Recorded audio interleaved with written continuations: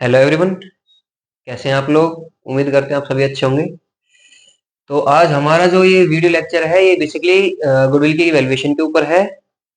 अब वैल्यूएशन के तीन मेथड्स होते हैं। इसमें मैं आपको ये नहीं बता रहा कि गुडविल क्या होती है और कितने तरह की गुडविल होती है। बेसिकली दो तरह की गुडविल होती है, generated goodwill, self generated goodwill और परचेज गुडविल। परचेज को हम बुक्स में दिखाते हैं, सेल्फ जनरेटेड को हम बुक्स में नहीं दिखा पाते हैं। उनके बहुत सारे रीजन होते हैं। रीजन होता है बेसिकली AS26। अब सर ये AS26 क्या है? Accounting standard 26। आपकी जितनी भी अकाउंटिंग बुक सारी सारी जो बेस होती है वो AS20 पे होती है, अकाउंटिंग स्टैंडर्ड्स पे होती है। तो उसी में से एक अकाउंटिंग स्टैंडर्ड है गुडविल का। तो उसमें जस्ट आपका जो जितना सिलेबस में उतने कराता हूँ अभी। देखिए सर, आपके गुडविल के जो वैल्यूएशन के तरीके हैं, इसमें मैं आपके कैरेक्टरिस्टिक्स और जनरेशन ऑफ गुडविल इन सब की बात नहीं कर रहा। ये रिवीजन लेक्चर है, तो मैं बस इसमें आपका जो कैलकुलेशन जो एग्जाम में आने वाला पोर्शन होता है बेसिकली मैं उसके लिए आपको बात कर रहा हूँ, उस पर आपको फोकस कर रहे हैं मैं यहाँ पे। तो सबसे पहले आता है valuation and calculation of goodwill. Basically इसके तीन मेथड्स होते हैं। गुडविल के कैलकुलेट करने के तीन मेथड्स होते हैं: average profit method, super profit method and capitalization method. जो एवरेज प्रॉफिट मेथड होता है और सुपर प्रॉफिट मेथड और कैपिटलाइजेशन मेथड, इन तीन मेथड में से एवरेज प्रॉफिट मेथड के दो मेथड होते हैं: सिंपल एवरेज प्रॉफिट मेथड और weighted average profit. Super profit का सिंगल एक होता है, इसका एक फॉर्मूला होता है। ऐसे कैपिटलाइजेशन के भी दो मेथड होते हैं। तो बेसिकली गुडविल को कैलकुलेट करने के पांच तरीके होते हैं, पांच मेथड होते हैं। नाम तो तीन दिया हुआ है लेकिन इनमें तीन में भी सब पार्ट होते हैं, तो ये पांच बन जाते हैं। तो आपके आता है फर्स्ट, ये आता है second, third and fourth and fifth. तो ये आपके वैल्यूएशन ऑफ गुडविल के कंसेप्ट है या फिर आप कह सकते हो मेथड्स है। तो हम क्या करते हैं, हम यहाँ से स्टार्टिंग से एक एक उठा लेते हैं। एवरेज प्रॉफिट मेथड को उठा लेंगे, उसमें फिर जो दो एवरेज प्रॉफिट मेथड के जो दो तरीके उनको कर लेंगे सोल्व। फिर हम सुपर प्रॉफिट मेथड उठा लेंगे और फिर उसके बाद हम कैपिटलाइजेशन मेथड पे अपना आ जाएंगे और इसको भी सोल्व कर देंगे। और इसी के आज ये जो वीडियो लेक्चर है आपका पूरा कंप्लीट गुडविल के ऊपर है और इसमें आपका पूरा रिवीजन हो जाएगा गुडविल में। जो एग्जाम में आना होगा वो सारे के सारे पॉइंट कवर किए जाएंगे, एक्स्ट्रा पॉइंट और कम पॉइंट नहीं कवर करे जाएंगे, पूरा का पूरा आपको कवर करा जाएगा इसमें। तो चलिए शुरू करते हैं। तो सबसे पहला जो मेथड है वो हम ले लेते हैं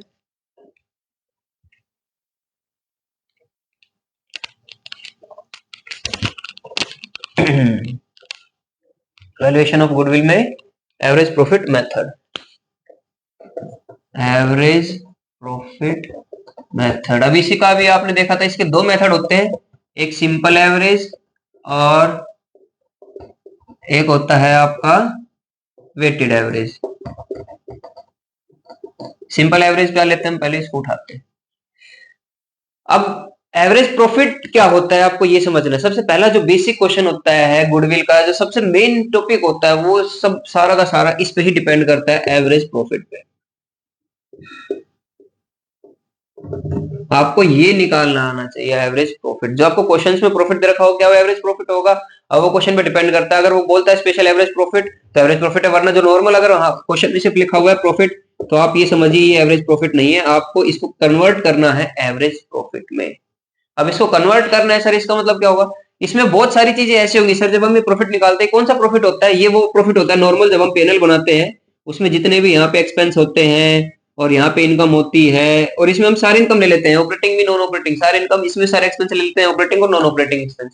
तो जो ये पेनल जो नेट प्रॉफिट ये आता है, ये वाला प्रॉफिट ये होता है। लेकिन क्या हम गुडविल के कैलकुलेशन में क्या ये वाला प्रॉफिट ले सकते हैं? नहीं। आप क्योंकि गुडविल को जो होता है, देखिए सर, हम फॉर्मूले में जाएंगे तो उसमें आएगा नंबर ऑफ परचेज ईयर। अब नंबर ऑफ परचेज ईयर क्या होता है? आपको कोई भी फॉर्मूला, जैसे इसी का फॉर्मूला देख ले सिंपल एवरेज का, तो गुडविल का इसका फॉर्मूला क्या होता है? गुडविल का फॉर्मूला होता है average profit into number of year purchase.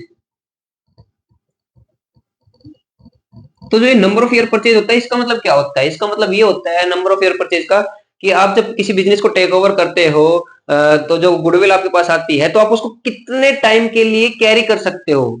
Sir carry कर सकते हैं मतलब आप जो प्रॉफिट, जो बिजनेस जो अपने गुडविल के नाम पे जो पुराना बिजनेस है जो प्रॉफिट कमा रहा है, वो कितने पॉइंट पे कितने साल तक आप इसको कंटिन्यू कर सकते हो, कितने साल तक वो सेम प्रॉफिट मेरे पास आएगा, सेम अर्निंग मेरे पास आएगी, उसको बोलते हैं number of year purchase.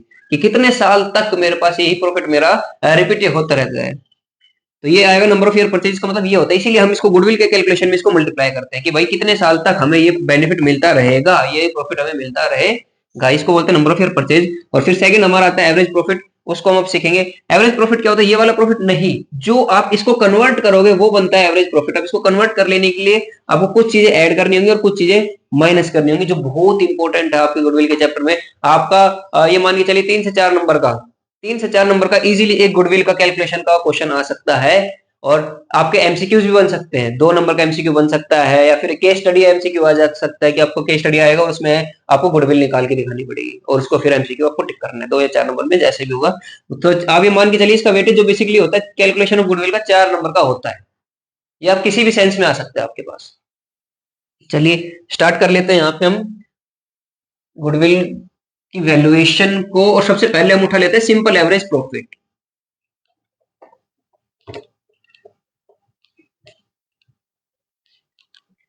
Simple average profit method है, सबसे पहला मेथड है। उसका फॉर्मूला क्या होता था इसमें गुडविल निकालने का, एवरेज प्रॉफिट इनटू में नंबर ऑफ ईयर परचेज। तो नंबर ऑफ ईयर परचेज का मतलब मैं आपको समझा चुका हूं क्या होता है कि भाई आप कितना सेम अर्निंग आप कितने साल तक आप कंटिन्यू कर सकते हो, उसको नंबर ऑफ ईयर परचेज बोलते हैं। अब आता है एवरेज प्रॉफिट। इसको आपको नॉर्मल प्रॉफिट दे रखा होगा यहाँ पे, नॉर्मल प्रॉफिट। नॉर्मल प्रॉफिट वो वाला नहीं जो आप कह रहे हो, जो मैं अभी यहाँ पे दिखाया था ना आपको, पीएनएल समझाया था कि भाई पीएनएल में आपका एक्सपेंस होता है, यहाँ पे इनकम होती है। इस प्रॉफिट में क्या होता है, इस प्रॉफिट में ऑपरेटिंग और नॉन ऑपरेटिंग दोनों चीजें इंक्लूड होती है, इनकम भी और एक्सपेंस भी। अब आपको क्या करना है, इनमें आपको नॉन ऑपरेटिंग जो होती है, जो हर साल नहीं होती है, वो कभी कभी होने वाली चीजें होती है, उनको आपको हटा देना है। जैसे कि सर समझ में नहीं आया, दोबारा बताइए। जैसे कि मान लेते हैं मेरा जो बिजनेस है, फॉर एग्जाम्पल मेरा मार्कर बनाने का बिजनेस है। अब भैया मार्कर बनाने के लिए जो मैंने मशीनरी 10 साल पहले कोई खरीदी होगी, अब वो उस पर डेप्शन लग के वो उसकी सैलवेज वैल्यू कुछ ना कुछ बची होगी। अब मैं जब उसको सेल कर रहा हूं तो उस पर जो लॉस होता है या प्रॉफिट होता है वो मेरा नॉन ऑपरेटिंग एक्टिविटी, क्योंकि मेरा काम नहीं है भाई।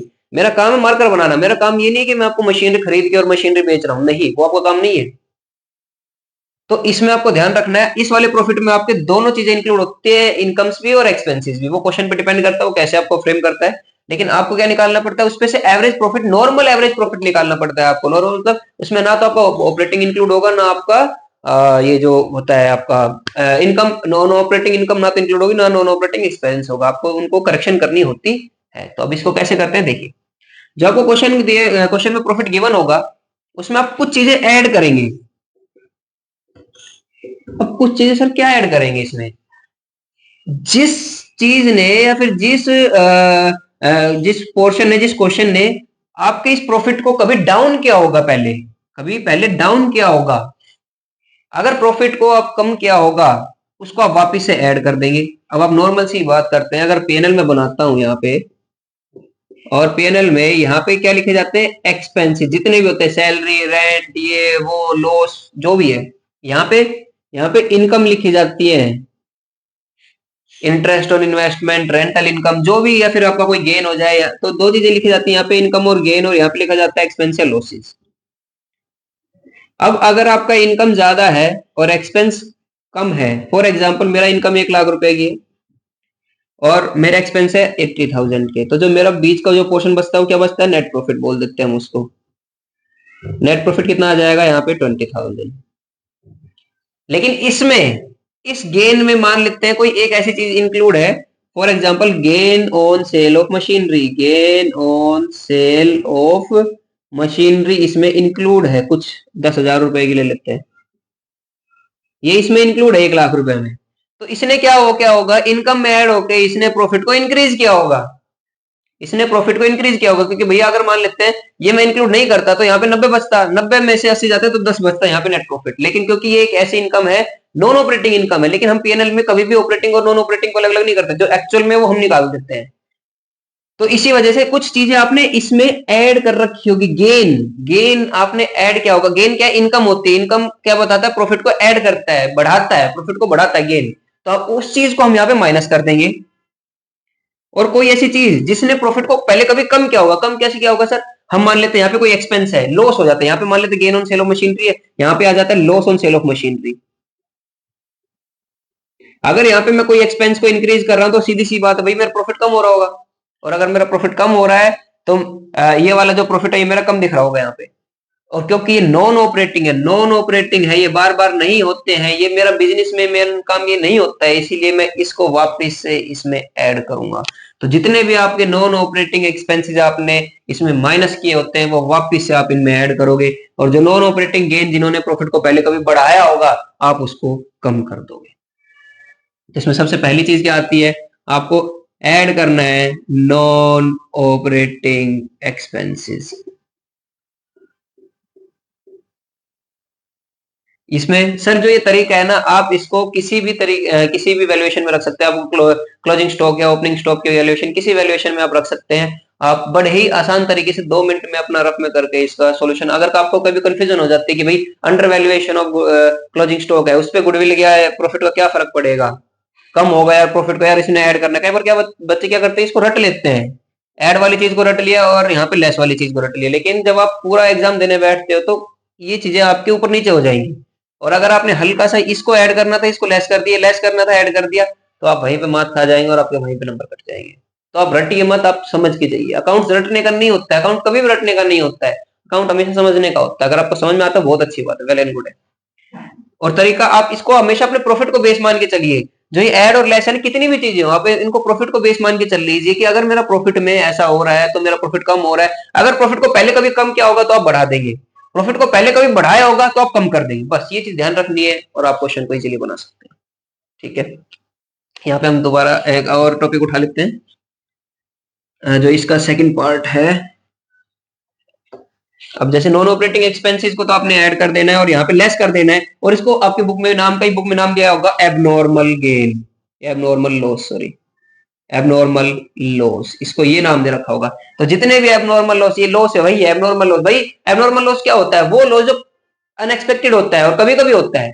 अब जैसे मैंने मशीनरी बेची तो मेरे को पता थोड़ी ना था कि भाई इसमें मेरा लॉस हो गया, बेनिफिट होगा। जितने में जा रही हो ठीक है, बुक वैल्यू मान लेते 1 लाख रुपए की है और वो बिक गई 1.5 लाख रुपए में, तो भाई 50,000 का प्रॉफिट है, वो एबनॉर्मल गेन हो गया। ऐसे अगर 1 लाख का बुक वैल्यू अगर 6,000 में ज्यादा तो 20,000 का लॉस हो गया, एबनॉर्मल लॉस। तो इसमें आपको एबनॉर्मल लॉस ऐड कर देना है और इसमें आपको एबनॉर्मल गेन माइनस कर देना है। अब एबनॉर्मल गेन वो गेन होते हैं जो आपने एक्सपेक्टेड नहीं कर रखे होते, या फिर जिनके लिए आप बिजनेस में काम नहीं कर रहे होते। बिजनेस में जो मेन काम होता है आपका, मान लेते हैं मेरा मार्केट बनाने का काम है, तो मेरे का इसकी सेल परचेज का मेरा मेन काम होता है। गुड्स, गुड्स अकाउंटिंग लैंग्वेज में सिर्फ गुड्स उसी को बोलते हैं जिसमें आप डील करते हो। तो अगर एबनॉर्मल कोई गेन हो रखा होगा आप उसको माइनस कर देंगे। ठीक है, क्योंकि सर इस एबनॉर्मल गेन ने कभी मेरा प्रॉफिट बढ़ाया होगा, इसीलिए मैं अब इस प्रॉफिट को कम कर रहा हूँ, क्योंकि मैं कंपेयर कर रहा हूँ इसको हर साल। कंपेयर करने के लिए मैं इनमें ये हर चीजें माइनस और ऐड कर रहा हूँ। ठीक है जी। और सेकंड आता है सर इसमें, ये मेरा नॉन प्रॉफिट है, प्रॉफिट में ऐड और माइनस ही कर रहा हूं मैं। फिर आता है आपका, एक आता है क्लोजिंग स्टॉक का। क्लोजिंग स्टॉक और ओपनिंग स्टॉक दो चीजें होती है, आप यहाँ पे समझिए। ये पीएनएल है, ट्रेडिंग और पीएनएल में एक ही मान रहा हूं मैं, अलग अलग नहीं कर रहा अभी के लिए, क्योंकि अब 12th में आपको पता है सारा एक ही होता है। तो ओपनिंग स्टॉक को हम यहाँ पे दिखाते हैं और क्लोजिंग स्टॉक को हम यहाँ पे दिखाते हैं। ठीक है सर, समझ आता है, कहना क्या चाहते हो बताइए। ऐसा है, मैं एक क्वेश्चन फ्रेम करता हूँ इसमें छोटा सा, उसी से आपको समझ में आ जाएगा कि ओपनिंग स्टॉक और क्लोजिंग स्टॉक का कैसे क्या सिस्टम चलता है। देखिए, ओपनिंग स्टॉक है, मान लेते हैं ओपनिंग स्टॉक 10,000 रुपए है। यहाँ पे मेरी सेल्स है और यहाँ पे मेरे कुछ एक्सपेंसेस है जो मैं डायरेक्ट ले रहा हूँ, डायरेक्ट एक्सपेंसिव वेजेस वगैरह है। ऐसा है क्वेश्चन। अब आपके 80,000 रुपए आपके क्या होंगे, वेजेस हो गए। सेल कितनी है सर, सेल मान लेते हैं 1 लाख। सेल कितनी है मेरी, 1 लाख। अब क्लोजिंग स्टॉक क्या है, क्लोजिंग स्टॉक है कुछ भी नहीं है अभी के लिए। क्लोजिंग स्टॉक क्या, नील है, कुछ भी नहीं है क्लोजिंग स्टॉक। तो आपको क्या करना है इसमें, पहले तो अपना प्रॉफिट निकालिए, ग्रोस प्रॉफिट निकालिए। 1 लाख, यहाँ पे 1 लाख। अब देखिए ग्रोस लॉस है, ग्रोस प्रॉफिट है, पता नहीं, देखते हैं भाई। 10 और 8 90, 80 और 10 90 है, 90 और 1 लाख, आपका क्या है डिफरेंस, ग्रोस प्रॉफिट। तो आप यहाँ पे लिखेंगे टू ग्रोस प्रॉफिट 10,000। सही है ये, बिल्कुल ठीक है सर। 1,90,000 10,000 का मेरा ग्रोस प्रॉफिट। क्लोजिंग स्टॉक क्या था? कुछ भी नहीं था। क्लोजिंग स्टॉक क्या था? कुछ भी नहीं था। लेकिन अकाउंटेंट ने क्या किया, उसने लिखते टाइम गलती से क्या कर दिया, उसको ये ठीक नहीं लगा। उसने लगा यार क्लोजिंग स्टॉक कभी जीरो नहीं हो सकता यार, हमारे में तो इतना रखा था, अकाउंटेंट ने मेरे से कल बात की थी, इतना क्लोजिंग स्टॉक है हमारे पास। उसने अपनी तरफ से या फिर कह दीजिए गलती से उसने क्या कर दिया, गलती से उसने इसको 20,000 लिख दिया। अब जैसे ही उसने क्लोजिंग स्टॉक को बढ़ाया है, क्या किया है, बढ़ाया है, ओवर वैल्यू करा है। जैसे ही उसने क्लोजिंग स्टॉक को ओवर वैल्यू कर दिया, अब इसका इंपैक्ट देखिए क्या पड़ता है प्रॉफिट पे। इसने क्लोजिंग स्टॉक को बढ़ाया, यहां हो गया 1,20, यहां हो गया 1,20, और ये देखिए ग्रॉस प्रॉफिट यहां पे बढ़ गया आपका। अब 1,20 में से 90 माइनस करेंगे, 30,000 रुपए, आपका यहाँ पे 30,000 रुपए आ जाते हैं। जैसे ही ओवर वैल्यूएशन क्लोजिंग स्टॉक हुई, आपका प्रॉफिट बढ़ गया। क्या समझे? Over valuation of closing stock से, क्लोजिंग स्टॉक की वैल्यूएशन ज्यादा करने से आपका ग्रॉस प्रॉफिट बढ़ता है, यानी कि क्लोजिंग स्टॉक बढ़ने से आपका प्रॉफिट भी बढ़ता है। तो प्रॉफिट बढ़ता है क्लोजिंग स्टॉक को बढ़ाने से। तो आपने पहले कभी प्रॉफिट को बढ़ा दिया होगा, बढ़ा दिया होगा। एक्चुअल में क्या ये था? नहीं था, ये जीरो था ये। तो ये क्या है? Over valuation of closing stock. इसने मेरा प्रॉफिट को कभी बढ़ाया होगा गलती से, तो मैं इसको कम कर दूंगा। इसीलिए आप यहाँ पे लेस लिखते हो, over valuation of closing stock.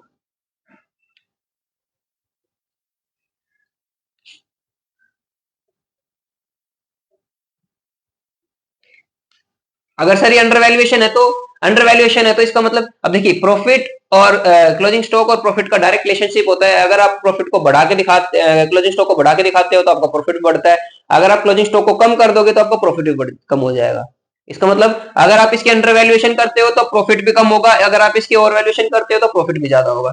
तो अगर आपने इसकी ओवर वैल्यूएशन कभी कर रही होगी तो आपने प्रॉफिट को बढ़ा दिया होगा। अब प्रॉफिट अनसर्टेन बढ़ा हुआ है, इसलिए मैं इसको माइनस कर दूंगा। लेकिन मान लेते हैं इसने माइनस में लिख दिया, ये माइनस वैसे होता नहीं, लेकिन मैं आपको समझाने के लिए कर देता हूँ। क्लोजिंग स्टॉक मान लेते हैं उसने माइनस में लिख दिया, तो इससे क्या होगा, मेरा प्रॉफिट भी डाउन जाएगा।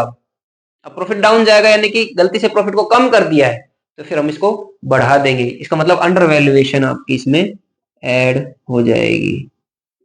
Under valuation of closing stock, ये आपका कंसेप्ट है। क्या बताया सर आपने? दोबारा मैं छोटा सा रिपीट कर देता हूँ। सर अगर आप क्लोजिंग स्टॉक बढ़ाते हैं और वैल्यूएशन करते हैं तो उससे प्रॉफिट भी पहले बढ़ चुका होगा, और क्योंकि हमें नेट देखना होता है, हमें इसको गलती को सुधारना होता है, और वैल्यूएशन हुई होगी यानी कि आपने प्रॉफिट को पहले बढ़ाया होगा। अब हम उसको ओवर वैल्यूएशन को कम कर देंगे तो हम प्रॉफिट को भी कम कर देंगे। तो जो ये प्रॉफिट होता है इसमें हम ओवर वैल्यूएशन को इसलिए कम करते हैं, और अंडर वैल्यूएशन को इसलिए ऐड करते हैं क्योंकि अंडर वैल्यूएशन का मतलब क्या? सर आपने क्लोजिंग स्टॉक था 30,000 रुपए का, आपने 10,000 रुपए का ही दिखाया है। अगर मैं क्रेडिट साइड में 10,000 रुपए लिखता हूँ, लिखना था मेरे को 30, लिख दिया मैंने 10, तो मैंने 20,000 से अपने प्रॉफिट को कम रखा होगा, क्योंकि और वो गलत है। अब वो गलत है तो मैं इसको ठीक करना होगा। मेरे को ठीक करने के लिए क्या करना होगा, उसको फिर बढ़ाना होगा, ऐड करना होगा। इसीलिए under valuation of closing stock यहाँ पे ऐड होता है, और over valuation of closing stock यहाँ पे आपका माइनस होता है। तो इसका मतलब जो ये सारी चीजें है ना, आपने 5-7 चीजें सारी लिखी होंगी, आपको एक बेस समझ के चलना है। अगर वो चीज आपके प्रॉफिट को पहले कभी बढ़ा रही होगी, यानी कि प्रॉफिट को इस चीज ने पहले कभी बढ़ा दिया होगा, अब बढ़ा दिया होगा यानी कि प्रॉफिट गलत है, तो हम इसको कम कर देंगे। अगर प्रॉफिट को इसने गलत तरीके से कम किया होगा तो हम इसको फिर बढ़ा देंगे। चलिए, आप इसको बेस मान के चलिए, आप कभी भी गलती नहीं करेंगे, कभी भी आप मात नहीं खाएंगे। ये पीएनएल अकाउंट आप अपना हल्का सा आप रफ में भी एग्जाम टाइम में बना के देख सकते हैं, अगर आप भूल जाते हैं तो। और भी इसमें बहुत सारी चीजें आती है।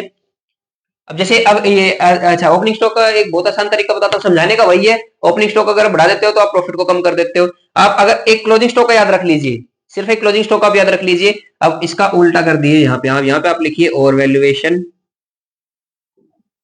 Of opening stock.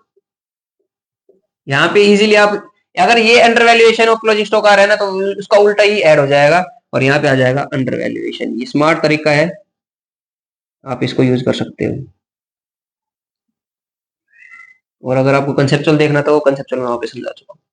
तो अंडर वैल्यूएशन आप एक सिर्फ क्लोजिंग स्टॉक का समझ लीजिए कि क्लोजिंग स्टॉक का क्या है, और वैल्यूएशन के साथ आपका प्रॉफिट बढ़ता है। गलती से प्रॉफिट बढ़ा दे तो कम कर देंगे, लेस कर देंगे। अंडर वैल्यूएशन से गलती से आपने प्रॉफिट को कम रखा है, हमें बढ़ा देना है, ऐड कर देंगे। और इसका उल्टा ही कर देना है ओपनिंग स्टॉक में। अगर ऊपर आ रहा है under valuation of closing stock, तो आपको ऊपर ही यहाँ पे लिख देना है फिर ओवर वैल्यूएशन। अगर यहाँ पे over valuation of closing stock आ रहा है, फिर आपको लिख देना है अंडर वैल्यूएशन। यानी कि अगर आप एक समझ लेते हो, दूसरा ऑटोमेटिकली आपका हो जाता है। ठीक है जी।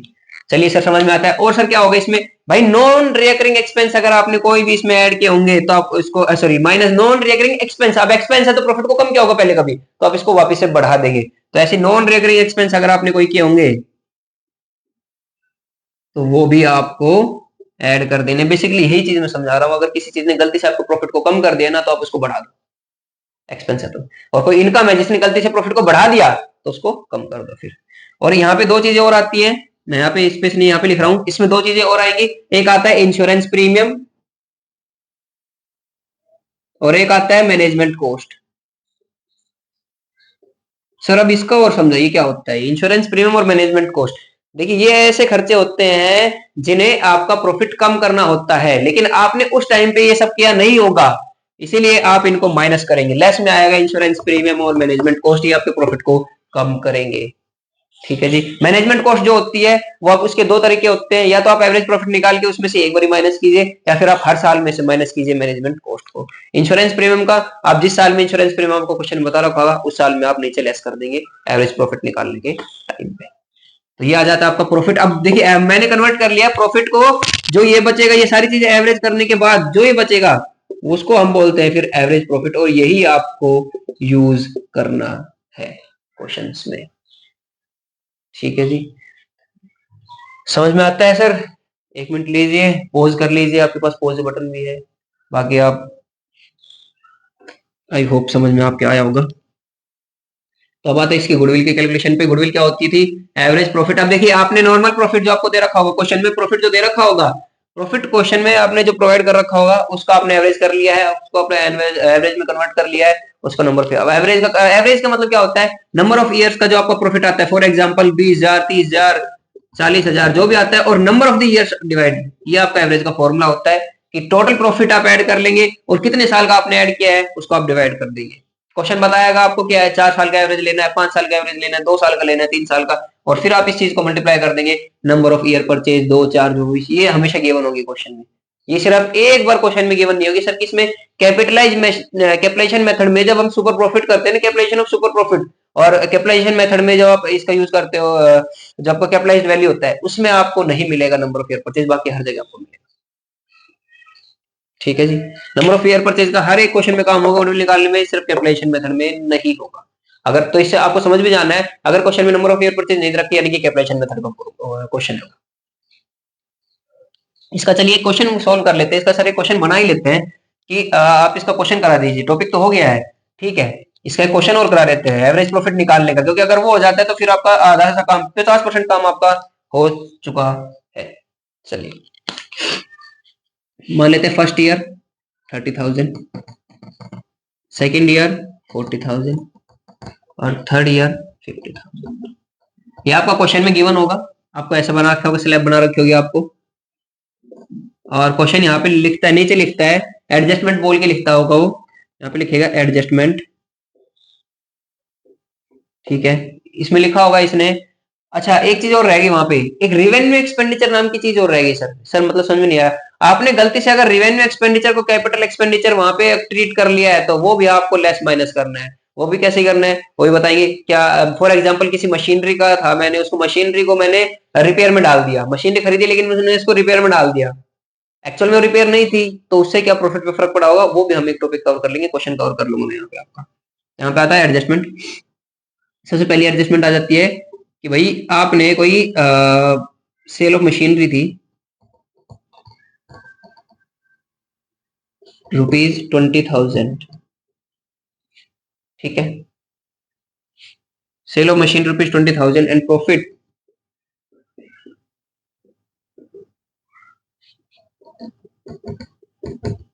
इज ₹2,000। अब देखिए क्वेश्चन में मैं एक एडजस्टमेंट लेता हूँ, और किस ईयर की बात करता है, in the year, in year 2000, या थर्ड ईयर बोल देते हैं इसको, मैं 2023 ले लेता हूँ।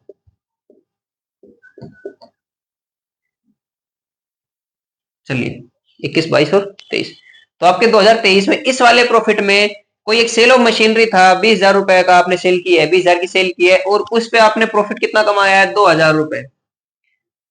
तो सर इस प्रॉफिट में 50,000 के प्रॉफिट में 2,000 का प्रॉफिट आपको सिर्फ प्रॉफिट लेना है, आपको सेल ऑफ मशीनरी की वैल्यू का कुछ नहीं करना है।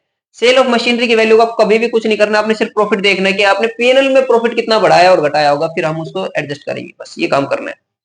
अब इसमें सेल ऑफ मशीनरी 20,000 है और प्रॉफिट आपका इट इज 2,000 रुपए इन द ईयर 2023। यहाँ पे इस प्रॉफिट में कोई 2,000 रुपए एक ऐसा इंक्लूड है जो कि एक नॉन ऑपरेटिंग इनकम है सेल ऑफ मशीनरी की। अब इस इनकम को, क्योंकि रेगुलर इनकम नहीं है, ये कोई मेरा नॉर्मल ऑपरेटिंग बिजनेस नहीं था मेरा, ये तो मेरा ठीक है, मशीनरी मेरी 10 साल पुरानी हो गई, मैंने बेच दी, उसमें प्रॉफिट आ गया, तो मेरा ये कोई नॉर्मल प्रॉफिट नहीं है। इसको हम हटाएंगे तो आप यहाँ पे जब कैलकुलेशन करोगे तो आप यहाँ पे लिखेंगे लेस 2,000। लेस क्यों किया सर? अभी याद कीजिए जो पीछे किया है। अगर आप गेन करते हो, अगर आप गेन करते हो, गेन करते टाइम अगर आपने प्रॉफिट में ऐड किया होगा तो हम उसको ठीक करने के लिए माइनस करेंगे। और प्रॉफिट क्या होता है, से प्रॉफिट ऑन 2,000 रुपए, इसने प्रॉफिट को बढ़ाया होगा, इसीलिए हम इसको यहाँ पे माइनस कर रहे हैं। तो आप यहाँ पे लिखेंगे 48,000, ये आपका आ जाता है इस ईयर का प्रॉफिट। ठीक है सर, आप इसका क्वेश्चन कीजिए, आंसर निकालिए। क्वेश्चन यहाँ पे करते हैं, एवरेज प्रॉफिट निकालिए सबसे पहले आप, एवरेज प्रॉफिट। और क्वेश्चन में दे रखा है number of year purchases, number of year purchased is 3 ले लेते हैं। एवरेज प्रॉफिट दे रखा है, अब आपको एवरेज क्या करना है, इन तीनों का एवरेज कर लेना है। 30, 40, 70, 70 और 50 नहीं, 48 लेना है। अब यहाँ पे 48,000 आपको लेना है, तो आप क्या करेंगे, इन सबको पहले ऐड करेंगे, 30,000, 40,000 और 48,000। आप इन सभी को आप यहाँ पे ऐड कर लेंगे,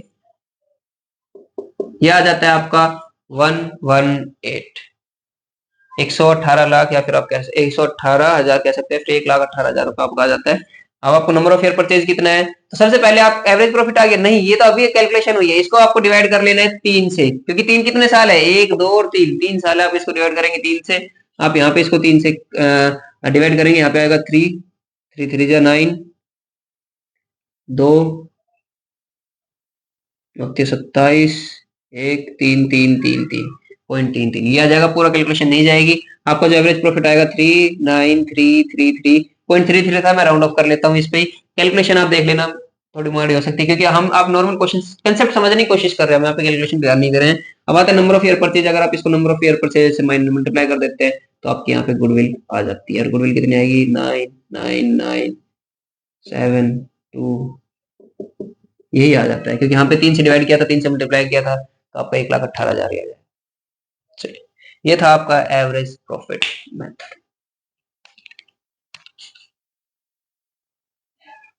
चलिए सर, सेकंड मेथड हम कर लेते हैं यहाँ पे सुपर प्रॉफिट का। इसका एक काम करते हैं, जो एवरेज प्रॉफिट का जो मेथड का जो क्वेश्चन है, मैं एक कंप्लीट क्वेश्चन जो बुक का है आपका, उसका मैं जो वीडियो के एंड में मैं एक कंप्लीट क्वेश्चन करा देता हूँ, जिसमें आपका सारा सम अप हो जाएगा कि एवरेज प्रॉफिट में क्या क्या ऐड करना है, क्या क्या नहीं। वो मैं पूरा एक कंप्लीट क्वेश्चन लेता हूँ, जो जो जितनी भी एडजस्टमेंट होगी वो मास्टर क्वेश्चन ले लेंगे, उसी में सारा आ जाएगा।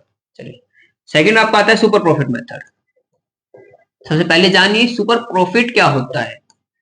सर, सुपर प्रॉफिट का मतलब क्या होता है? सुपर प्रॉफिट का इजी सेंस में अगर मैं आपको बताता हूं, सुपर प्रॉफिट का मतलब ये होता है, जो आप सिंपल प्रॉफिट, नॉर्मल प्रॉफिट जो होता है, जो आप नॉर्मल प्रॉफिट कमाते हो, उससे ऊपर जितना भी आप प्रॉफिट कमाते हो वो सारा का सारा सुपर प्रॉफिट होता है। मतलब सर समझ नहीं आया, नॉर्मल प्रॉफिट मतलब सर, अगर मैं एक बिजनेस कर रहा हूं और नॉर्मली मेरा कोई कंपेटिटर है, उसमें 1,00,000 रुपए कमा रहा है, ठीक है, मेरे 10 कंपेटिटर है और 10 के 10 मान लेते हैं 1,00,000 के अराउंड कमा रहे हैं, 1,00,000 रुपए वो अपने बिजनेस में कमा रहे हैं। और जब मैं बिजनेस करने लगा तो मैंने 1,40,000 रुपए कमाया, तो जो 40,000 रुपए जो एक्स्ट्रा कमाया वो कहलाता है सुपर प्रॉफिट। इसका मतलब सुपर प्रॉफिट क्या होता है, आप जो नॉर्मल प्रॉफिट होता है, जो एक बिजनेस में एक कहते हैं, एक सोसाइटी में बोलते हैं कि इसमें इस बिजनेस में या अगर आप इतना पैसा लगाते तो इतनी इनकम होगी, उससे अधिक आप जो कमा लेते हो उसको बोलते हैं हम सुपर प्रॉफिट।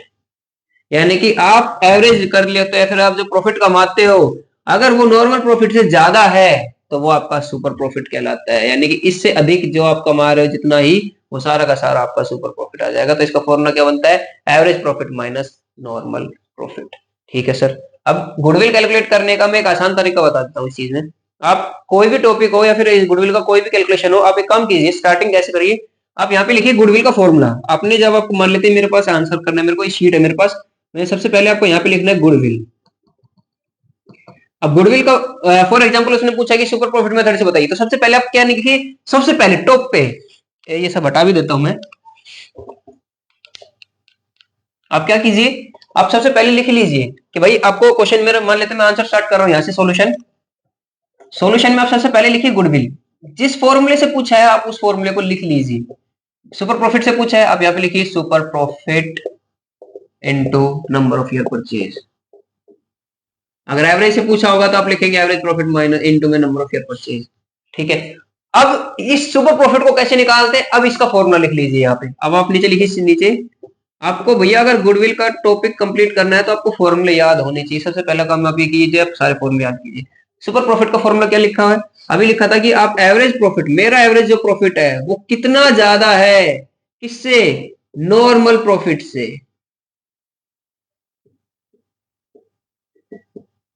एवरेज प्रॉफिट हमें निकालना आता है, क्वेश्चन में दे भी सकता है, क्वेश्चन में खाली प्रॉफिट दे रखा होगा, उस पर एडजस्टमेंट करके हम एवरेज प्रॉफिट निकाल लेंगे, कोई दिक्कत नहीं है। अब भाई ये क्या बोला है, नई चीज आ गई नॉर्मल प्रॉफिट। अब नॉर्मल प्रॉफिट क्या होता है ये समझिए।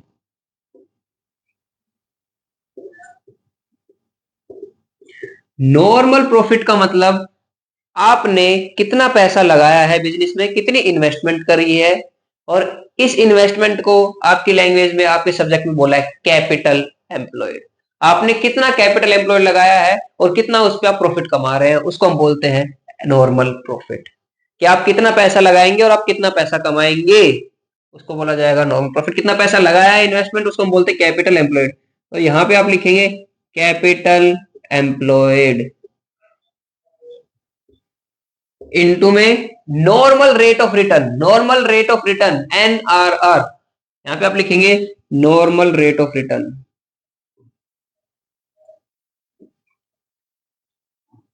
इनटू में 100 अपॉन में, sorry, normal rate of return. Sir ये आपको गिवन होगा क्वेश्चन में, कैपिटल एम्प्लॉयड। अब ये आपको निकालना होगा, या तो क्वेश्चन में गिवन हो सकता है। ये होती क्या है मैं बेसिकली बताता हूं, जो आपने टोटल इन्वेस्टमेंट कर रखी है, equity plus reserve and surplus, ये होता है आपका कैपिटल एम्प्लॉयड। सर इसका फॉर्मूला क्या होता है, अब इसका फॉर्मूला लिखते हैं। अब देखिए आपने स्टार्टिंग गुडविल कर दी है, आप जो जो नई चीज आती जा रही है ना, बस उनको आप लिखते जा रहे हो, उनका फॉर्मूला बनाते जा रहे हो, अल्टीमेट आपका क्वेश्चन पूरा सोल्व होता जा रहा है। आप बुक में क्या रखा होगा, बुक में आपको नीचे स्टार्ट करा होगा कि पहले कैपिटल एम्प्लॉयड क्या होती है, फिर उससे आपको नॉर्मल प्रॉफिट निकालना है, नॉर्मल प्रॉफिट फिर आप एवरेज प्रॉफिट, सुपर प्रॉफिट, और फिर सुपर प्रॉफिट से आप गुडविल। नहीं, आप क्वेश्चन स्टार्ट कैसे कीजिए, आप गुडविल सबसे पहले देखिए आपको चाहिए क्या, गुडविल ही तो चाहिए भाई। क्वेश्चन में 4 नंबर का जो क्वेश्चन आ रहा है उसमें क्या चाहिए, गुडविल चाहिए मेरे को। अब गुडविल के लिए आप सुपर प्रॉफिट मेथड से पूछा उसने, तो मेरे को क्या फॉर्मूला चाहिए, अब ये निकालने के लिए मेरे को क्या चाहिए, अब ये निकालने के लिए मेरे को क्या चाहिए, तो इसमें मेरे को सेकंड चीज क्या चाहिए, इसमें कैपिटल एम्प्लॉयड। अब कैपिटल एम्प्लॉयड निकालने के दो अप्रोचेज होती है, एक असेट अप्रोच होती है, एक लायबिलिटी अप्रोच होती है। सर इजी कौन सी होती है, इजी दोनों ही होती है, दोनों में कुछ है ही नहीं। अगर मैं एसेट के अप्रोच से बात करता हूं, उसमें बोला जाएगा नेट असेट, नेट असेट्स। इसका मतलब सारी की सारी असेट ले लेना, ये क्या हुई, दैट इज ऑल असेट, जितनी भी आपके पास असेट है सारी की सारी असेट ले लेना, उसमें से माइनस कर देना। क्या क्या माइनस करना है, गुडविल, अगर कोई एग्जिस्टिंग गुडविल हो बैलेंस शीट में तो गुडविल, और या कोई आपके पास फिक्टिशियस एसेट हो। फिक्टिशियस एसेट क्या होता है, अभी मैं इसको रब करके आपको फिक्टिशियस एसेट बताता हूँ। बेसिकली अभी थोड़ा सा फिक्टिशियस एसेट के बारे में बता देते हैं। होता क्या है, कोई एक ऐसी एसेट हो जो एक्चुअल में नहीं होती है, एक्चुअल में एसेट नहीं होती लेकिन हमें उसको दिखाना पड़ता है। सर एग्जांपल दीजिए, डेफर्ड रेवेन्यू एक्सपेंडिचर अगर आपने सुना होगा 11th क्लास में, अगर आपने एक डेफर्ड रेवेन्यू एक्सपेंडिचर सुना होगा, उसमें बनता है एक एडवर्टाइजमेंट सस्पेंस अकाउंट। अब ये क्या होता है, एक एडवर्टाइजमेंट सस्पेंस होता है कि हमें बेनिफिट मिलेगा, बाद तक मिलेगा, तो अभी हम उसको असेट बना लेते हैं। जितना जितना मेरे को राइट ऑफ करना होता है उसको मैं पेन में लेके जाता हूँ, जो बाकी बचा होता है, बकाया होता है, उसको मैं अपने असेट में दिखाता हूँ, एडवर्टाइजमेंट सस्पेंस अकाउंट। तो सर क्या ये जो एडवर्टाइजमेंट सस्पेंस अकाउंट है एक्चुअल में एसेट होती है, नहीं, एक्चुअल में एसेट नहीं होती है, और इसीलिए इसको बोला जाता है फिक्टिशियस एसेट। फिक्टिशियस एसेट वो एसेट होती है जो एक्चुअल में नहीं होती है, लेकिन आपको कंसेप्चुअली उसको अकाउंटिंग स्टैंडर्ड के हिसाब से आपको उसको एसेट में दिखाना पड़ता है, तो उसको आप एक्चुअल एसेट नहीं, इसलिए हम यहाँ से माइनस करते हैं। सर और क्या माइनस करना होता है, और एक चीज और माइनस करनी होती है इस असेट में, इस असेट में एक नॉन ट्रेड इन्वेस्टमेंट लिखी होती है, नॉन ट्रेड इन्वेस्टमेंट लिखी होती है, वो भी आपको माइनस करनी पड़ती है। क्यों, नॉन ट्रेड इन्वेस्टमेंट क्या होती है, नॉन ट्रेड इन्वेस्टमेंट वो इन्वेस्टमेंट होती है जो आप दूसरी किसी कंपनी में या फिर कहीं पे आप इन्वेस्ट कर रहे हो, सरप्लस कर रहे हो, सरप्लस था आपके पास, प्रॉफिट बचा हुआ था, आपने इन्वेस्ट कर दिया पैसा कमाने के लिए, इंटरेस्ट कमाने के लिए। अगर आप बिजनेस को ग्रो करने के लिए कर रहे हो तो वो आपकी ट्रेड इन्वेस्टमेंट है, लेकिन अगर आप सिर्फ और सिर्फ रेवेन्यू कमाने के लिए कर रहे हो वो आपकी नॉन ट्रेड इन्वेस्टमेंट, और नॉन ट्रेड इन्वेस्टमेंट को हम नेट एसेट निकालते टाइम माइनस करते हैं। फिर लास्ट सम इसको सम अप करते हैं, लास्ट आता है आउटसाइड लायबिलिटी। ये आपका फॉर्मूला होता है कैपिटल एम्प्लॉयड निकालने का नेट एसेट से। नेट एसेट कैपिटल एम्प्लॉयड मतलब नेट एसेट मतलब ऑल एसेट, जितनी भी आपके एसेट साइड की टोटल है उसमें से आपको क्या क्या माइनस करना है, कुछ भी नहीं। अब ध्यान रखिए, गुडविल फिक्टिशियस एसेट और आपका आउटसाइड लायबिलिटी माइनस हो जाना चाहिए, और आपका एक नॉन ट्रेड इन्वेस्टमेंट, मात्र 4 चीजें आपको माइनस करनी होती है, और आपका निकल जाता है ये नेट एसेट, या फिर आप इसको बोल देते हैं कैपिटल एम्प्लॉयड। समझ में आता है सर? इसका जो दूसरा है लायबिलिटी अप्रोच, सिमिलर है। आपको क्या करना है, अभी देखिए लायबिलिटी अप्रोच में आपको लिखना है यहाँ पे, जो आपके पास इक्विटी होती है, इक्विटी को आप बोल देते हो share, equity capital plus reserves, बस बस ये आपका कैपिटल एम्प्लॉयड है भाई। इक्विटी है जिसको आप कैपिटल बोल रहे हैं, कैपिटल प्लस रिजर्व, बस यही है। अगर असेट साइड में गुडविल, फिक्टिशियस एसेट और नॉन ट्रेड इन्वेस्टमेंट कुछ है, बस वो आपको यहाँ पे माइनस कर देनी है, यानी कि दोनों का फॉर्मूला सेम है। आप यहाँ पे माइनस करोगे गुडविल, आप यहाँ पे माइनस करेंगे नॉन ट्रेड इन्वेस्टमेंट, और आप यहाँ पे माइनस करेंगे एक और चीज जो फिक्टिशियस एसेट आपकी। अगर आप ये सब माइनस कर देते हो तो यहाँ पे आपका कैपिटल एम्प्लॉयड आ जाता है। तो कैपिटल एम्प्लॉयड निकालने के दो तरीके होते हैं, असेट अप्रोच होती है, इसको हम लायबिलिटी अप्रोच बोलते हैं। इसमें सिंपल सी भाषा में बात करूं मैं, जो आपने पैसा अपनी जेब से लगा रखा है ना, और आपका जो प्रॉफिट है वो बताओ, बस वो आपका कैपिटल एम्प्लॉयड है। तो वो होता है मेरा कैपिटल का पैसा जो मेरा है वो, प्लस मेरे रिजर्व है। रिजर्व भी तो मेरे ही होते हैं भाई, जनरल रिजर्व हो गया, कैपिटल रिजर्व हो गया, सारे मेरे रिजर्व है, मेरे प्रॉफिट में से निकले हुए हैं, तो वो रिजर्व आ जाते हैं। इसमें से माइनस कर देना है। अगर आपके पास कोई गुडविल दे रखी है क्वेश्चन में, कोई नॉन ट्रेड इन्वेस्टमेंट दे रखी है, और कोई फिक्टिशियस एसेट दे रखी हो, तो एसेट तरीके से भी ऐसे निकालना है, सारी की सारी एसेट ले लेनी है, उसमें से आपको goodwill, fictitious asset, non trade investment minus कर देनी है, और फिर आपको आउटसाइड लायबिलिटी माइनस कर देनी है। यानी ये और ये बराबर ही निकलेंगे हमेशा, कभी भी अलग नहीं होगा। दोनों अप्रोचेस से हमेशा कैपिटल एम्प्लॉयड बराबर निकलती है। ठीक है सर, समझ में आता है? क्वेश्चन कराइए। अब क्वेश्चन देखिए, कैपिटल एम्प्लॉयड, यहाँ पे आपका कैपिटल एम्प्लॉयड ये सारा निकल जाता है। दोबारा से हम इसका थोड़ा सा हल्का सा रिवीजन कर लेते हैं। गुडविल कैसे निकलती है सुपर प्रॉफिट मेथड से, super profit into number of year purchase. Super profit में average profit minus normal profit. Normal profit कैसे निकलता है, कैपिटल एम्प्लॉयड इनटू में normal rate of return upon में 100। और कैपिटल एम्प्लॉयड कैसे निकलता है, दो अप्रोचेज होती है, एक एसेट अप्रोच और एक लायबिलिटी। सर कौन सी यूज करनी है, जो क्वेश्चन में क्या रखा हो, या फिर क्वेश्चन में जिस चीज की इन्फॉर्मेशन दे रखी हो। क्वेश्चन में मान लेते हैं ये नहीं दे रखा, ये दे रखा है, तो भाई इसको यूज कर लेंगे। क्वेश्चन में ये दे रखा है तो इसको यूज कर लेंगे।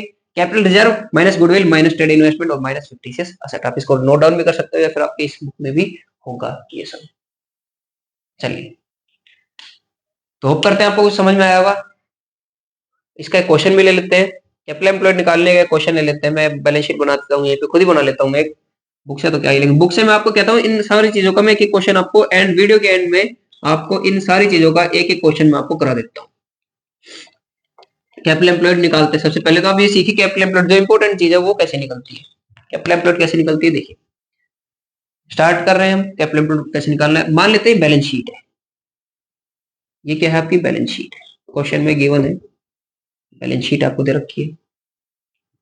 ये आपका लायबिलिटी साइड है, ये आपका अमाउंट का कॉलम है, ये आपका असेट है, ये आपका अमाउंट का कॉलम।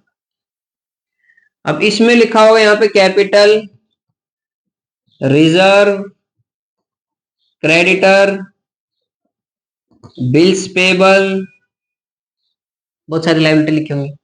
यहाँ पे आपको लिखा होगा fixed asset, goodwill, advertisement suspense account, trade investment, और एक चीज और, अगर आपको क्वेश्चन में खाली दे रखा होता है इन्वेस्टमेंट और आपको ये नहीं बता रखा होता कि ट्रेड है नॉन ट्रेड है, तो आप इसको नॉन ट्रेड मानते।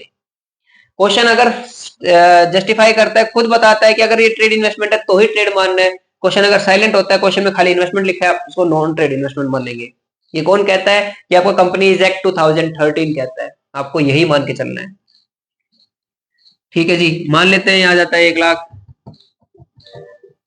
ये 50,000, ये भी 50,000 है और ये ले लेते हैं 80,000। ठीक है सर। सर क्या कर रहे हो सर? क्वेश्चन मैं ड्राफ्ट कर रहा हूँ और कुछ नहीं। ये 25,000, ये 25,000 और ये 80,000 ले लेते हैं। बैलेंस शीट का टोटल हमेशा सेम होना चाहिए। टोटल करके देखते हैं। 1.5 2 280,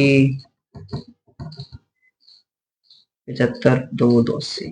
ठीक है सर, ये आपका क्वेश्चन है।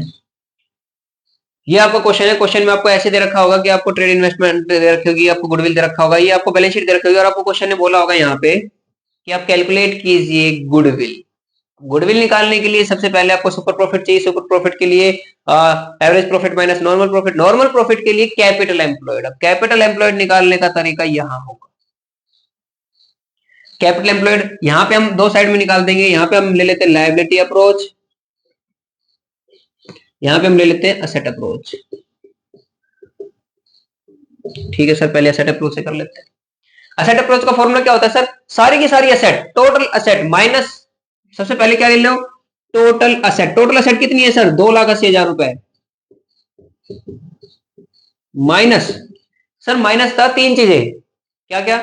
गुडविल अगर एग्जिस्टिंग बुक में है तो, एग्जिस्टिंग गुडविल अगर है तो, नॉन ट्रेड इन्वेस्टमेंट, और सर एक फिक्टिशियस असेट। सर और कुछ भी था? हाँ, आउटसाइड लायबिलिटी। अब आउटसाइड लायबिलिटी क्या होती है? जो थर्ड पर्सन को पेमेंट करनी होती है। देखिए तीन पर्सन होते हैं, एक बिजनेस, एक बिजनेसमैन और एक थर्ड पर्सन, थर्ड पार्टी जिसको हम बोलते हैं। तो थर्ड पार्टी क्या होता है? जो बिजनेस और बिजनेसमैन से अलग है, जितने भी अलग है, जितनी पार्टी सारी थर्ड पार्टी में आ जाती है, उन्हीं को हम आउटसाइड लायबिलिटी बोल देते हैं। तो अब इसमें से क्या क्या फॉर्मूला बनता था? एसेट अप्रोच से आपका total asset minus goodwill. Goodwill है जी, है 25,000, आप माइनस कीजिए। माइनस कोई फिक्टिशियस एसेट है बिल्कुल, इसी को advertisement suspense, deferred revenue expenditure, सारे के सारे फिक्टिशियस एसेट होते हैं और ये डेफर्ड रेवेन्यू एक्सपेंडिचर का ही पार्ट होता है एडवर्टाइजमेंट सस्पेंस अकाउंट। ठीक है सर। ट्रेड इन्वेस्टमेंट माइनस करनी है सर? नहीं सर, क्यों? क्वेश्चन ने बोल रखा था, फॉर्मूले ने बोल रखा था नॉन ट्रेड इन्वेस्टमेंट को माइनस करना है, ट्रेड इन्वेस्टमेंट को माइनस नहीं करना है, इसको रखना है। यानी कि आप इसको इसी में रहने दो, आप इसको ना ऐड करो, ना माइनस, एज इट इज रहने दो। ट्रेड इन्वेस्टमेंट का आपको कुछ नहीं करना होता। आपको अगर यहाँ पे नॉन ट्रेड इन्वेस्टमेंट होती तो मैं यहाँ पे माइनस करता।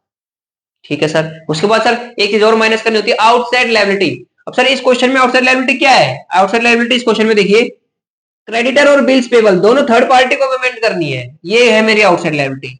यानी कि इनको छोड़ के जितनी भी लायबिलिटी होती है जो कि बिजनेसमैन को देना होता है, वो तो कैपिटल में आ जाता है या रिजर्व में आ जाता है। जो बिजनेसमैन के अलावा थर्ड पार्टी को पेमेंट करनी होती है ना, वो सारी की सारी आपकी आउटसाइड लायबिलिटी में आ जाती है। तो आप यहाँ से आउटसाइड लायबिलिटी ऐड कर, सॉरी माइनस कर देंगे 50,000 और 80,000।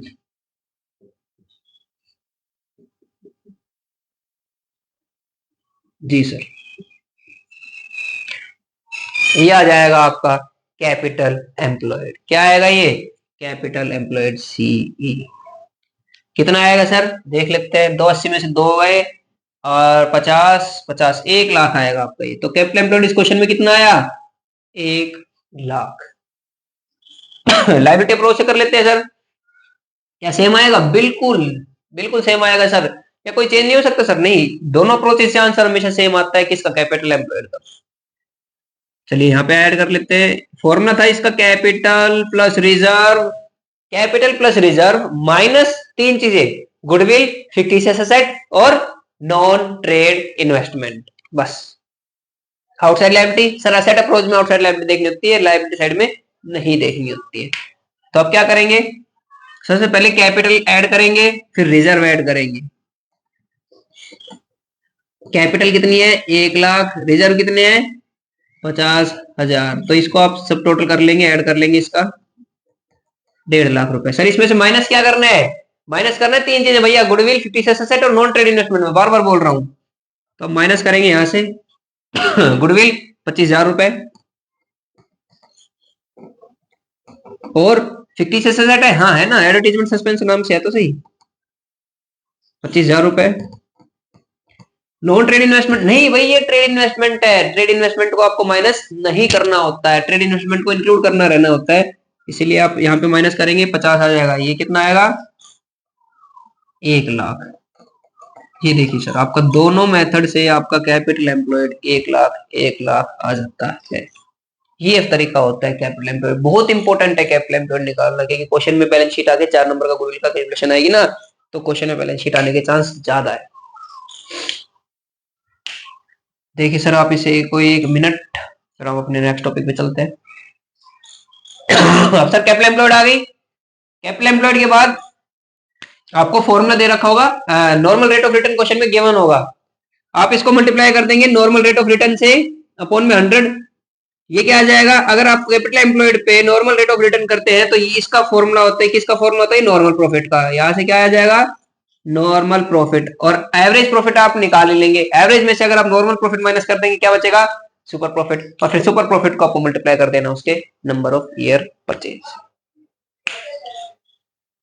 चलिए सपोज करते हैं, होप करते हैं आपको आ गया होगा। ठीक है सर, नेक्स्ट टॉपिक पे आते हैं।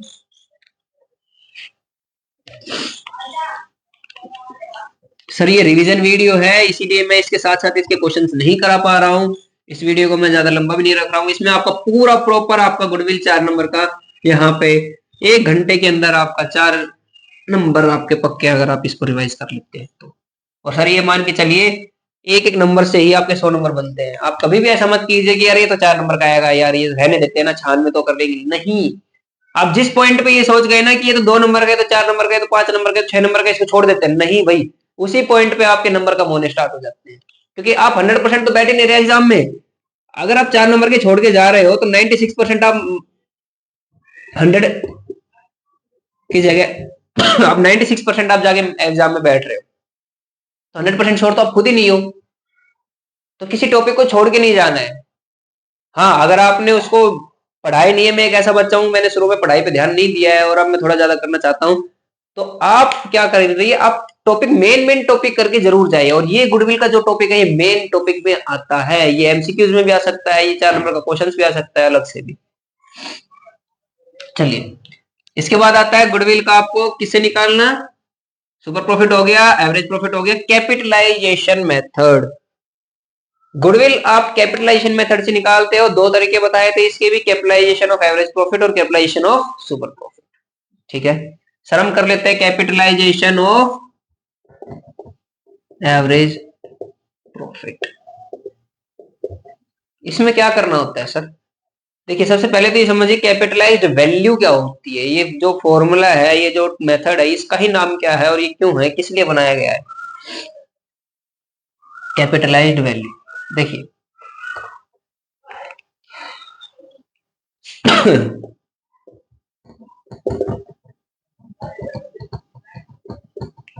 कैपिटलाइज्ड वैल्यू का मतलब है आपने बिजनेस में कितना पैसा लगा रखा है, या फिर आपकी बिजनेस की कितनी वैल्यू है। आप बिजनेस को अगर आप सेल करते हो तो आप कितना पैसा मांग सकते हो किसी से कि भाई मेरी नेटवर्थ इतनी है। नेटवर्थ आपने कई बार सुना होगा, नेटवर्थ, इसको ही कैपिटलाइज्ड वैल्यू बोलते हैं। कि भैया अगर आज बिजनेस अपना सेटअप बिजनेस अगर मैं सेल आउट कर रहा हूं तो आप मेरे को कितने पैसे दो, कितने आप डिमांड कर सकते हो। प्रॉपर वैल्यूएशन होती है, ऐसे नहीं है कि मैं उठा के बोल दूंगा कि भाई मेरे को तो 5 लाख दो, 2 करोड़ दो, ये दो। नहीं, आपको प्रॉपर वैल्यूएशन दिखानी पड़ती है, आपको प्रॉपर प्रेजेंटेशन दिखानी पड़ती है कि मैं क्यों इतने मांग रहा हूं, मैं जस्टिफाई करना पड़ता है आपको अपने आप को। तो उसी को बोलते हैं हम कैपिटलाइज्ड वैल्यू या नेटवर्थ। ठीक है सर, इसका गुडविल में क्या फॉर्मूला आता है, क्या काम आता है, हम इसको यहाँ पे समझते हैं। कैपिटलाइजेशन वैल्यू और कैपिटलाइजेशन मेथड ऑफ गुडविल में आपको 2 तरीके होते हैं, कैपिटलाइजेशन ऑफ एवरेज प्रॉफिट और कैपिटलाइजेशन ऑफ सुपर प्रॉफिट। हम पहला मेथड कर रहे हैं कैपिटलाइजेशन ऑफ एवरेज प्रॉफिट। अब एवरेज प्रॉफिट का कैसे निकलता है, आपको सबसे पहले कैपिटलाइज्ड वैल्यू निकालनी पड़ती है। अब कैपिटलाइज्ड वैल्यू कैसे होती है, क्या होती है, जो नॉर्मल पैसा आप लगा के चलते हो उसको हम कैपिटलाइजेशन में कैपिटलाइज या फिर कैपिटल बोलते हैं हम उसको। पैसा कितना लगा के चलते हैं, मतलब सर देखिए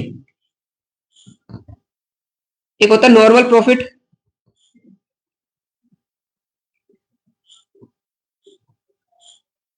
जो आप सभी को पता है। अगर मैं ये पैसा कमा रहा हूं और ये क्वेश्चन में फॉर एग्जांपल 10% दे रखा है, इसका मतलब क्या हुआ कि अगर आप 1 लाख रुपए कमा रहे हो तो आप नॉर्मली, सॉरी 1 लाख रुपए अगर आपने लगाया है तो आप नॉर्मली उस पर 10,000 रुपए आप कमाते हो। ये नॉर्मल प्रॉफिट का मतलब होता है, कम कहना होता है। ठीक है सर, समझ में आता है, आगे बताइए। देखिए नॉर्मल प्रॉफिट जो ये होगा, ये आपको दे रखा होगा रेट, नॉर्मल प्रॉफिट का नॉर्मल रेट ऑफ रिटर्न दे रखा होगा। ये क्या दे रखा होगा? Normal rate of return. आपको ये नॉर्मल रेट ऑफ रिटर्न दे रखी होगी। और अगर कैपिटलाइजेशन मेथड का क्वेश्चन है तो आपको यहाँ पे नॉर्मल प्रॉफिट भी दे रखा होगा, ठीक है, या फिर आपको एवरेज प्रॉफिट दे रखा होगा। एवरेज प्रॉफिट से बेसिकली हम बात कर लेते हैं। स्टार्ट करते हैं इसको। इसका फॉर्मूला क्या होता है सर? कैपिटलाइज निकालने का, कैपिटलाइज वैल्यू निकालने का फॉर्मूला क्या होता है? आप यहाँ पे लिखते हैं एवरेज प्रॉफिट इनटू में 100 divided by N R R, ये आती है आपकी capitalized value. Average profit into में 100 अपॉन में एन आर आर, ये आ जाएगी आपकी capitalized value, net capitalised value. कितना आपने प्रॉफिट कमाया है, कितना आपने प्रॉफिट कमाया है, रेट आपका normal rate of return. Normal rate of return क्या है? इनटू में 100 आप कर देंगे तो आपका कैपिटलाइज्ड वैल्यू आ जाएगा। चलिए सर, ये आपको निकालना आता है नॉर्मल रेट ऑफ रिटर्न, ये क्वेश्चन में गिवन होगा, और ये आपको 100 तो अपनी तरह से आप इंक्लूड कर लोगे, तो ये आ जाएगा आपकी कैपिटलाइज्ड वैल्यू। गुडविल कैसे निकलती है सर?